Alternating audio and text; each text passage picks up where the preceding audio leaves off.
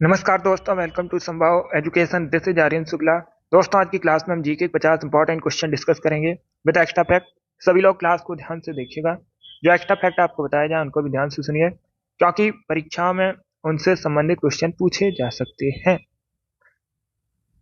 ये class special BEd प्रवेश परीक्षा 2025 के लिए है। सभी लोग क्लास को ध्यान से देखिएगा। जो क्वेश्चन आपको समझ नहीं आता उसे नोट डाउन कर सकते हो। चलिए शुरू करते हैं आज की क्लास। क्वेश्चन नंबर फर्स्ट के लिए आंसर करिएगा। क्वेश्चन इस प्रकार से है, राष्ट्रीय पर्यावरण शोध संस्थान कहां पर स्थित है? ऑप्शंस को पढ़ लीजिएगा, उसके बाद ही आंसर करिए। इसका right answer option number B होगा, नागपुर।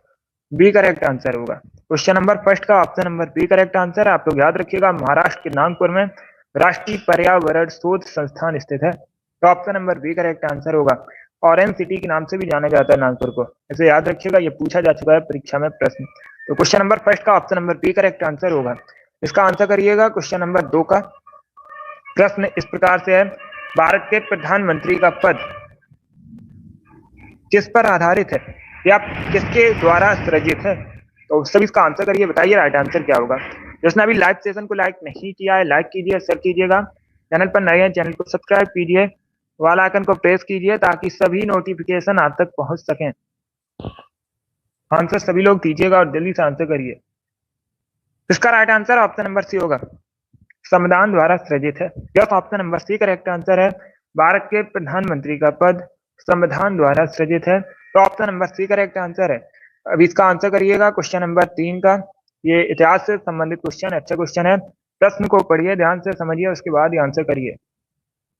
प्रश्न इस प्रकार से है, 1757 में भारत में किस युद्ध में अंग्रेजों की जीत को उनकी पहली बड़ी जीत माना जाता है? प्लासी का युद्ध, सारागढ़ी का युद्ध, पानीपत का युद्ध या फिर बक्सर का युद्ध? तो इसका right answer option number A होगा, प्लासी का युद्ध। Yes, option number A correct answer. आप लोग याद रखिएगा, जो प्लासी का युद्ध है पूछा जाता है कब हुआ था?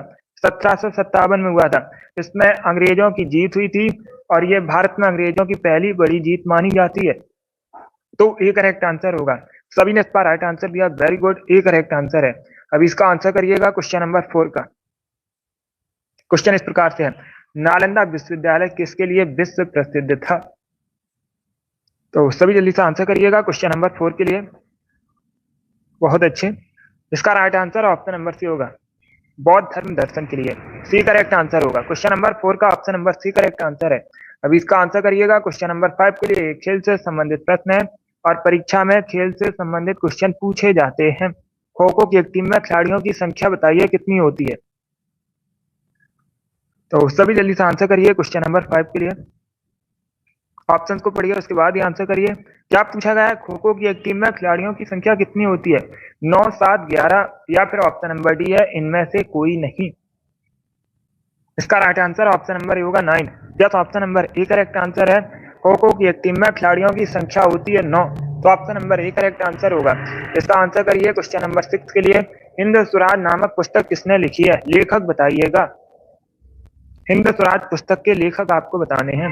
पुस्तकों से संबंधित क्वेश्चन भी पूछे जाते हैं परीक्षा में, इंपॉर्टेंट टॉपिक है, इसे भी अच्छे से पढ़िए। बहुत अच्छे। इसका right answer option number A होगा, महात्मा गांधी ने हिंद स्वराज नामक पुस्तक लिखी है। आंसर करिए क्वेश्चन नंबर 7 के लिए, अंतर्राष्ट्रीय नर्स दिवस कब मनाते हैं? सभी जल्दी से आंसर करिएगा क्वेश्चन नंबर 7 के लिए। ये वाली डेली क्लास होती है शाम को 8 बजे। सभी लोग डेली सेशन को ज्वाइन कीजिए, टाइम को याद रखिएगा, टाइम से सेशन ज्वाइन कीजिएगा। इसका right answer option number B होगा, 12 मई। Yes, option number B correct answer है। प्रति वर्ष 12 मई को अंतर्राष्ट्रीय नर्स दिवस मनाते हैं। तो option number B correct answer है। इसका आंसर करिए क्वेश्चन नंबर 8 के लिए, ध्वनि मापक इकाई को कहते हैं। ध्वनि मापक इकाई को क्या कहा जाता है? कैलोरी, फॉरेनहाइट, न्यूटन या फिर डेसिबल? जैसे होगी। सभी जल्दी से आंसर करिएगा क्वेश्चन नंबर 8 के लिए। ऑप्शंस को पढ़ लीजिए, उसके बाद ही आंसर करिए, जल्दबाजी में आंसर मत दीजिएगा। अगर कोई क्वेश्चन आपको नहीं आता है तो उसे नोट डाउन कर सकते हो। इसका right answer option number D होगा, डेसिबल। यस, ध्वनि मापने की इकाई क्या कहते हैं? उसको डेसिबल कहते हैं। तो option number D correct answer होगा। अब इसका आंसर करिएगा। क्वेश्चन नंबर 9 के लिए आपको बताना है, इनमें से कौन सा राज्य प्रमुख कोयला उत्पादक नहीं है?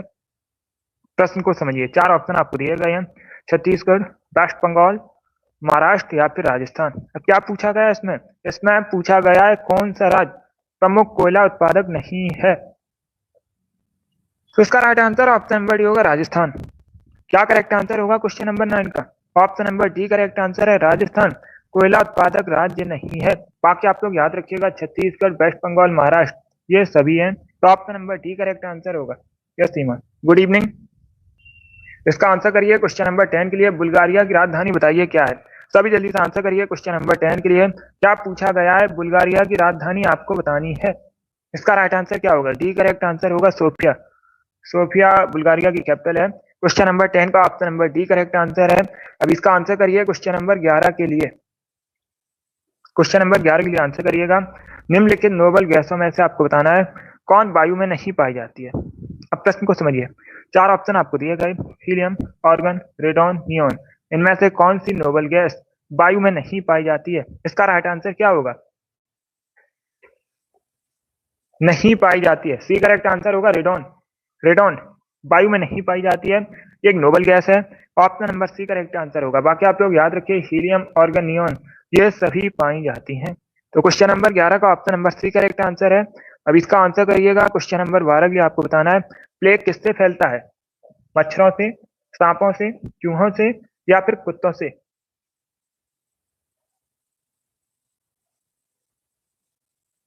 तो सभी जल्दी से आंसर करिए क्वेश्चन नंबर 12 के लिए। इसका right answer option number C होगा, चूहों द्वारा। यह सी करेक्ट आंसर होगा। जो प्लेग है चूहों द्वारा फैलता है। Option number C correct answer है। अब इसका आंसर करिएगा क्वेश्चन नंबर 13 का। आपको बताना है नाथुला दर्रा किस राज्य में स्थित है? स्टेट का नाम बताइएगा। आपको राज्य का नाम बताना है, स्टेट का नाम बताना है। नाथुला दर्रा इनमें से कहां पर स्थित है? उत्तराखंड, हिमाचल प्रदेश, सिक्किम या फिर मणिपुर? तो सी करेक्ट आंसर होगा सिक्किम में। आप लोग याद रखिएगा सिक्किम में स्थित है नाथुला दर्रा। अब इसका आंसर करिए क्वेश्चन नंबर 14 के लिए। आपको बताना है आर्यभट्ट को अंतरिक्ष में कब भेजा गया था? आर्यभट्ट पूछा जाता है भारत का प्रथम कृत्रिम उपग्रह कौन सा है? इसी प्रकार से क्वेश्चन पूछ लेते हैं, प्रश्न में पूछ लेते हैं भारत का प्रथम कृत्रिम उपग्रह कौन सा था। तो आप लोग याद रखिएगा आर्यभट्ट। अंतरिक्ष कब भेजा गया था, यह प्रश्न पूछा गया है। तो option number A correct answer होगा इसका 19 अप्रैल 1975 में। ए करेक्ट आंसर होगा इसका 19 अप्रैल 1975 में। अब इसका आंसर करिएगा क्वेश्चन नंबर 15 का। आपको बताना है निम्न में से कौन सा राज्य त्योहार युग में सही नहीं है। तो सभी जल्दी से आंसर करिए क्वेश्चन नंबर 15 के लिए। ऑप्शंस को पढ़िए, उसके बाद ही आंसर करिएगा, जल्दबाजी में आंसर आपको नहीं देना है। इसका right answer option number B होगा बैसाखी। जो बैसाखी है मुख्यतः पंजाब में सेलिब्रेट की जाती है, कई बार मैंने आपको बताया भी है। इसका right answer option number B होगा। बाकी आप लोग याद रखिएगा गुड़ी पड़वा पूछा जाता है मुख्यतः कहाँ संबंधित है? कहाँ संबंधित है? महाराष्ट्र से संबंधित है, तो आप लोग याद रखिएगा। छठ पूजा मुख्यतः बिहार से संबंधित है, और जो दुर्गा पूजा है मुख्यतः कहाँ से संबंधित है? वेस्ट बंगाल से संबंधित है। तो इसका राइट आंसर क्या होगा? इसका right answer option number B होगा। अब इसका आंसर करिए क्वेश्चन नंबर 16 के लिए। प्रश्न इस प्रकार से है, हिंदू उत्तराधिकार संशोधन अधिनियम किस वर्ष में लागू किया गया था?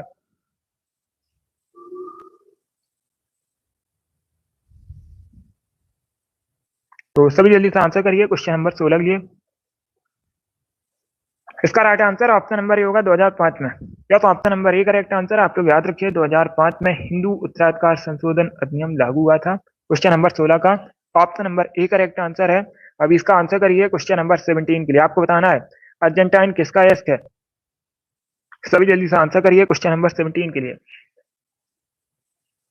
इसका right answer option number A होगा चांदी का।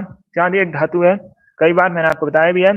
चांदी को किससे रिप्रेजेंट करते हैं ये पूछा जाता है, एजी से रिप्रेजेंट किया जाता है। किससे रिप्रेजेंट किया जाता है? एजी से रिप्रेजेंट किया जाता है। क्यों किया जाता है? क्योंकि चांदी का लैटिन नेम पूछा जाता है क्या? तो आप लोग याद रखिएगा अर्जेंटम चांदी का लैटिन नेम है। और इस प्रश्न का right answer option number A होगा।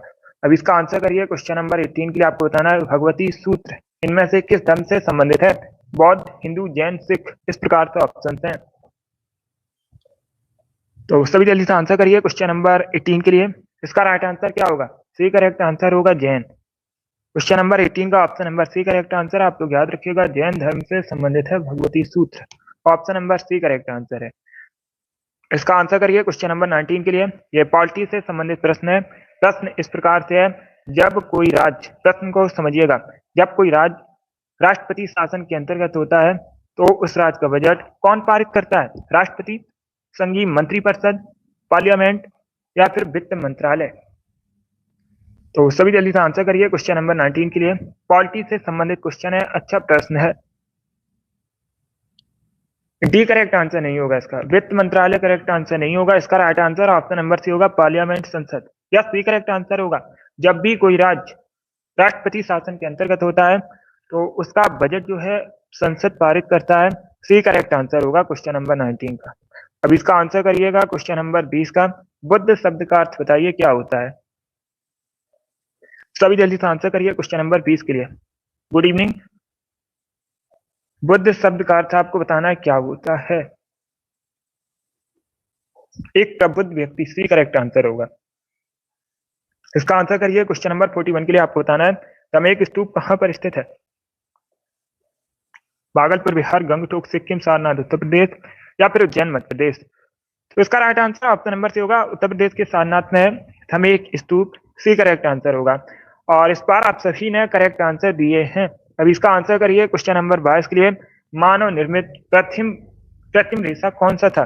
ये भी इंपॉर्टेंट क्वेश्चन है, बहुत सी परीक्षाओं में पूछा जा चुका है। क्या पूछा गया है? मानव निर्मित प्रथम कृत्रिम रेशा कौन सा है? इसका right answer option number B होगा, नायलॉन। बी करेक्ट आंसर होगा, नायलॉन मानव निर्मित प्रथम कृत्रिम रेशा है। तो option number B correct answer है।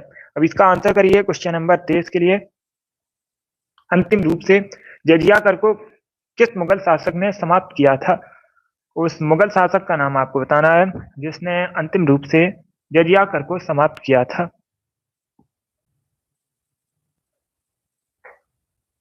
सभी इसका आंसर करिएगा। देखिए, ए करेक्ट आंसर नहीं होगा, अंतिम रूप से पूछा गया है तो डी करेक्ट आंसर होगा, मोहम्मद शाह रंगीला। या तो option number D correct answer है। अकबर ने समाप्त किया था जजिया कर को, लेकिन औरंगजेब ने फिर से शुरू कर दिया था। तो इसमें पूछा गया अंतिम रूप से जजिया कर को किस मुगल शासक ने समाप्त किया था? तो डी करेक्ट आंसर होगा, मोहम्मद शाह रंगीला। या तो ऑप्शन नंबर डी इसका राइट आंसर है। अकबर करेक्ट आंसर नहीं होगा, डी करेक्ट आंसर होगा इसका, क्योंकि औरंगजेब ने फिर से शुरू किया था जजिया कर को। यस। अब इसका आंसर करिएगा क्वेश्चन नंबर 24 के लिए। इंद्रावती राष्ट्रीय उद्यान कहां पर है? सभी जल्दी से आंसर करिए क्वेश्चन नंबर 24 के लिए। इंद्रावती राष्ट्रीय उद्यान आपको बताना है कहां पर स्थित है। इसका right answer option number B होगा, छत्तीसगढ़ में। यस, बी करेक्ट आंसर होगा, छत्तीसगढ़ में इंद्रावती राष्ट्रीय उद्यान है।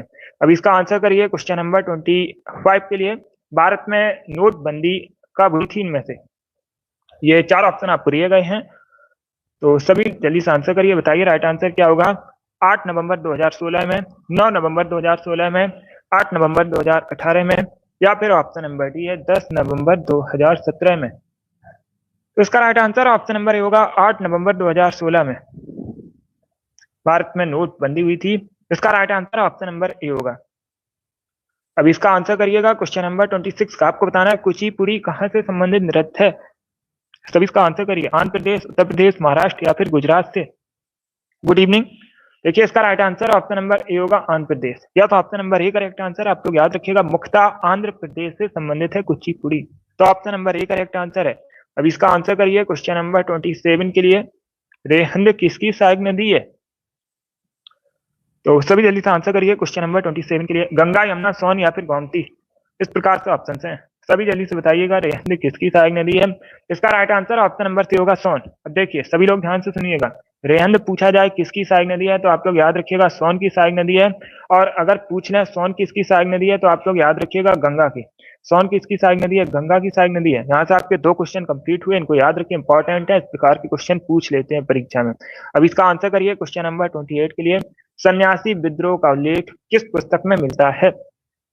सभी इसका आंसर करिएगा। अच्छा क्वेश्चन है, बहुत सी परीक्षाओं में पूछ चुके हैं ये प्रश्न। सन्यासी विद्रोह का जो उल्लेख है किस पुस्तक में मिलता है? इसका right answer option number C होगा, आनंद मठ। सी करेक्ट आंसर होगा, आनंद मठ में मिलता है सन्यासी विद्रोह का उल्लेख। तो option number C correct answer होगा। आप आपसे एक क्वेश्चन और पूछ सकते हैं, आपसे पूछ सकते हैं आनंद मठ के लेखक कौन है? तो आप लोग याद रखिएगा बंकिम चंद्र चटर्जी। आनंद मठ के लेखक कौन है? बंकिम चंद्र चटर्जी है। इसका right answer option number C होगा। Yes Seema, C correct answer होगा इसका। अब इसका आंसर करिएगा क्वेश्चन नंबर 29 के लिए। आपको बताना से फांसीवाद भी कहते हैं इसकी शुरुआत कहाँ पर हुई थी पूछ सकते हैं, तो आप लोग याद रखिएगा इटली में शुरुआत हुई थी, किसके द्वारा की गई थी आपको बताना है। तो सभी जल्दी से आंसर करिएगा क्वेश्चन नंबर 29 के लिए। इसका right answer option number B होगा, बेनिटो मुसोलिनी के द्वारा। क्या करेक्ट आंसर होगा? बी करेक्ट आंसर होगा इसका। आप लोग याद रखिएगा ब्लैक शर्ट आंदोलन जिसे फांसीवाद भी कहा जाता है, इसकी शुरुआत इटली में हुई थी, किसके द्वारा की गई थी? बेनिटो मुसोलिनी के द्वारा। तो option number B correct answer होगा। अब इसका आंसर करिएगा क्वेश्चन नंबर 30 का। आपको बताना है टोडरमल किस मुगल शासक के प्रसिद्ध राजस्व मंत्री थे? इसका राइट आंसर क्या होगा दोस्तों? इसका right answer option number C होगा, Akbar. Yes, C correct answer होगा। अकबर के नौरत्नों में से एक थे टोडरमल, और ये राजस्व मंत्री थे। इसका right answer option number C होगा। अब इसका आंसर करिएगा क्वेश्चन नंबर 31 का। आपको बताना है किसे आधुनिक वर्गीय कहा जाता है, तो सभी जल्दी से आंसर करिए। देखिएगा इसका right answer option number B होगा, Carl Linnaeus. Yes, option number B correct answer है। आप लोग याद रखिएगा कार्ल लिनियस को आधुनिक वर्गीकरण के जनक कहते हैं। Option number B correct answer होगा। अब इसका आंसर करिएगा क्वेश्चन नंबर 32 के लिए। ये मिडवल हिस्ट्री से संबंधित क्वेश्चन है। प्रश्न इस प्रकार से है, दक्षिण भारत को विजय करने वाला पहला मध्यकालीन शासक आपको बताना है। उस पहले मध्यकालीन शासक का नाम बताइएगा जिसने दक्षिण भारत को विजय किया था। तो इसका right answer option number A होगा, अलाउद्दीन खिलजी। क्वेश्चन नंबर 32 का option number A correct answer है। अब इसका आंसर करिएगा क्वेश्चन नंबर 33 के लिए। ईरानी ट्रॉफी किस खेल से संबंधित है? सभी जल्दी से आंसर करिएगा। इसका राइट आंसर होगा ऑप्शन नंबर डी, क्रिकेट से। Yes, option number D correct answer है। आप लोग याद रखिए जो ईरानी ट्रॉफी है क्रिकेट से संबंधित है। इसका आंसर करिएगा क्वेश्चन नंबर 34 का। आपको बताना है जापान की राजधानी टोक्यो है। सभी लोग जानते भी होंगे, कई बार मैंने आपको बताया भी है, जापान की राजधानी टोक्यो है। अब प्रश्न में पूछा गया किस द्वीप पर स्थित है, तो इसका राइट आंसर क्या होगा? सभी जल्दी से आंसर करिएगा। टोक्यो किस द्वीप पर स्थित है, ये पूछा गया प्रश्न। इसका right answer option number A होगा, होन्शु। क्या करेक्ट आंसर होगा? Option number A correct answer है। जापान का सबसे बड़ा द्वीप है। एक तो यही इंपॉर्टेंट क्वेश्चन है, पूछ लेते हैं कि जापान का सबसे बड़ा द्वीप कौन सा है, तो आप लोग याद रखिएगा होन्शु द्वीप है। इसी पर जापान की राजधानी टोक्यो स्थित है। और सबसे छोटा द्वीप पूछा जाए तो आप लोग याद रखिएगा शिकोकू। शिकोकू क्या है? ये सबसे छोटा द्वीप है। और अगर बड़ा पूछा जाए तो अभी मैंने आपको बताया होन्शु है।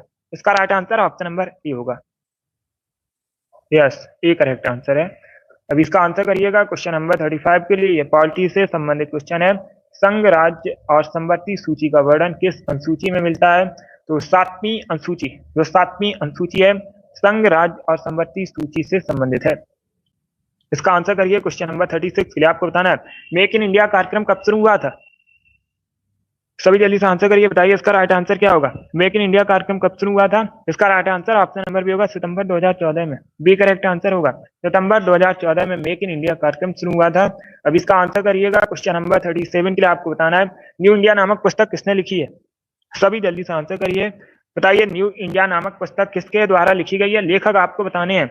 इसका right answer option number B होगा, एनी बेसेंट। एनी बेसेंट ने न्यू इंडिया नामक पुस्तक लिखी है। अब प्रश्न पूछा गया था परीक्षा में, प्रश्न इस प्रकार से पूछा गया था भारतीय राष्ट्रीय कांग्रेस की पहली महिला अध्यक्ष कौन थी, तो आप लोग याद रखिएगा एनी बेसेंट भारतीय राष्ट्रीय कांग्रेस की पहली महिला अध्यक्ष थी। ये पूछा जा चुका है प्रश्न परीक्षा में।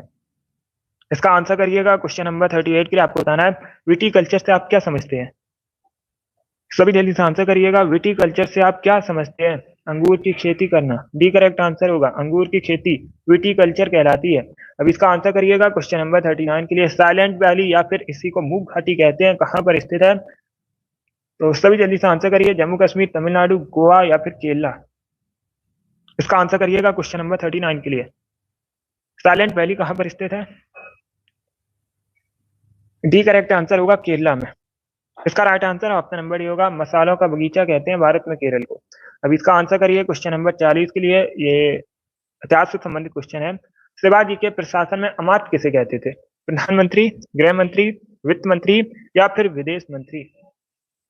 सभी इसका आंसर करिएगा। ए करेक्ट आंसर नहीं होगा, प्रधानमंत्री को पेशवा कहा जाता था। आप लोग याद रखिएगा पेशवा कहते थे प्रधानमंत्री को। इसका right answer option number C होगा, वित्त मंत्री। वित्त मंत्री को अमात्य कहा जाता था। अब इसका आंसर के लिए एग मार्क एक्ट भारत में कब लागू किया गया था, तो option number A correct answer होगा 1937 में। इसका राइट आंसर क्या होगा? Option number A correct answer आप रखिएगा। जो एग मार्क एक्ट है ये भारत में 1937 में लागू हुआ था। अब इसका आंसर करिएगा। क्वेश्चन नंबर 42 के लिए नागार्जुन सागर डैम किस नदी पर बना है? सभी जल्दी से आंसर करिए। इसका right answer option number B होगा, कृष्णा रिवर पर। क्वेश्चन नंबर 42 का option number B correct answer होगा। जो नागार्जुन सागर डैम है ये कृष्णा रिवर पर स्थित है। अब इसका आंसर करिए। क्वेश्चन नंबर 43 के लिए इनमें से किसमें ऑक्जेलिक एसिड पाया जाता है? सभी जल्दी से आंसर करिएगा। क्या पूछा गया? इनमें से किसमें ऑक्जेलिक एसिड पाया जाता है? दुग्ध, टमाटर, इमली या फिर नींबू में? इसका right answer option number B होगा, टोमेटो में। यस, बी करेक्ट आंसर होगा। टोमेटो में ऑक्जेलिक एसिड पाया जाता है, टमाटर करेक्ट आंसर होगा। अब इसका आंसर करिएगा। क्वेश्चन नंबर 44 के लिए प्रश्न इस प्रकार से है, विश्व छात्र दिवस कब मनाते हैं? तो ए करेक्ट आंसर होगा 15 अक्टूबर को। या तो option number A correct answer है, आप लोग याद रखिएगा। 15 अक्टूबर को प्रतिवर्ष विश्व छात्र दिवस मनाया जाता है। अब इसका आंसर करिए। क्वेश्चन नंबर 45 के लिए रामायण का फारसी में अनुवाद किसने किया था? सभी जल्दी से आंसर करिए। क्वेश्चन नंबर 45 के लिए क्या पूछा गया? रामायण का फारसी में अनुवाद किसने किया था? बदायूनी करेक्ट आंसर होगा इसका। इसका राइट आंसर क्या होगा? बी करेक्ट आंसर है। इसका आंसर करिए। क्वेश्चन नंबर 46 के लिए जो नोबेल पुरस्कार है कितने क्षेत्रों में दिया जाता है? 3, 4, 5 या फिर 6? सब इसका आंसर करिएगा। ये भी प्रीवियस ईयर क्वेश्चन है, परीक्षा में पूछा जा चुका है। तो इसका right answer option number D होगा, 6। डी करेक्ट आंसर होगा। नोबेल पुरस्कार 6 क्षेत्रों में दिया जाता है। क्लास खत्म होने के बाद कमेंट बॉक्स में बताइएगा सभी लोग कौन से 6 क्षेत्रों में दिया जाता है नोबेल पुरस्कार। इसका आंसर आप लोग क्लास खत्म होने के बाद कमेंट बॉक्स में बताइएगा। अब इसका आंसर करिए। क्वेश्चन नंबर 47 के लिए प्रश्न इस प्रकार से है, भारत के अधिकांश शास्त्रीय नृत्य रूपों की उत्पत्ति किससे हुई है? यजुर्वेद से, अथर्ववेद से, अर्थशास्त्र से या फिर नाट्य शास्त्र से? तो इसका right answer option number D होगा, नाट्य शास्त्र। यस, डी करेक्ट आंसर होगा। भारत के अधिकांश शास्त्रीय नृत्य रूपों की उत्पत्ति जो है नाट्य शास्त्र से हुई है। तो क्या करेक्ट आंसर होगा? डी करेक्ट आंसर होगा। परीक्षा में एक प्रश्न और पूछते हैं। परीक्षा में इस प्रकार से प्रश्न पूछते हैं कि नाट्य शास्त्र के रचयिता कौन है? तो आप लोग याद रखिएगा, इसकी रचना की है भरत मुनि ने। ये पूछा जाता है, भरत मुनि ने रचना की है। अब इसका आंसर करिए। क्वेश्चन नंबर 49 के लिए माथेरान पर्वतीय स्थल कहाँ पर है? हिल स्टेशन है माथेरान, ये कहाँ पर है? तो ये महाराष्ट्र में है। इसका राइट आंसर क्या होगा? Option number D correct answer है, महाराष्ट्र करेक्ट आंसर होगा। अब इसका आंसर करिएगा। क्वेश्चन नंबर 49 के लिए गोल्डन रेवोल्यूशन किससे संबंधित है? स्वर्ण क्रांति किससे संबंधित है? इसका right answer option number C होगा, हनी शहद से संबंधित है गोल्डन रेवोल्यूशन। आज का लास्ट क्वेश्चन आपके सामने है, क्वेश्चन नंबर 50 है। सभी जल्दी से आंसर करिएगा। भारत में रेल मार्गों का सबसे बड़ा जाल निम्न में से किस राज्य में स्थित है? किस राज्य में? ये पूछा गया है। भारत में रेल मार्गों का सबसे बड़ा जाल इनमें से किस प्रदेश में, किस राज्य में है? तो इसका right answer option number D होगा, Uttar Pradesh. Yes, option number D correct answer है। उत्तर प्रदेश में रेल मार्गों का सबसे बड़ा जाल है भारत में, तो डी करेक्ट आंसर होगा 50 का। बहुत अच्छे। चलिए दोस्तों, आज की क्लास में हमने मॉडल पेपर डिस्कस किया जिसमें जीके के 50 क्वेश्चन थे। आई होप आप सभी को ये प्रश्न समझ आए होंगे। सो क्लास को लाइक कीजिए, शेयर कीजिएगा। चैनल पर नए हैं, चैनल को सब्सक्राइब कीजिए, वाल आइकन को प्रेस कीजिए ताकि सभी नोटिफिकेशन आप तक पहुंच सकें। ये वाली डेली क्लास होती है शाम को 8 बजे। सभी लोग डेली टाइम से सेशन को ज्वाइन कीजिएगा।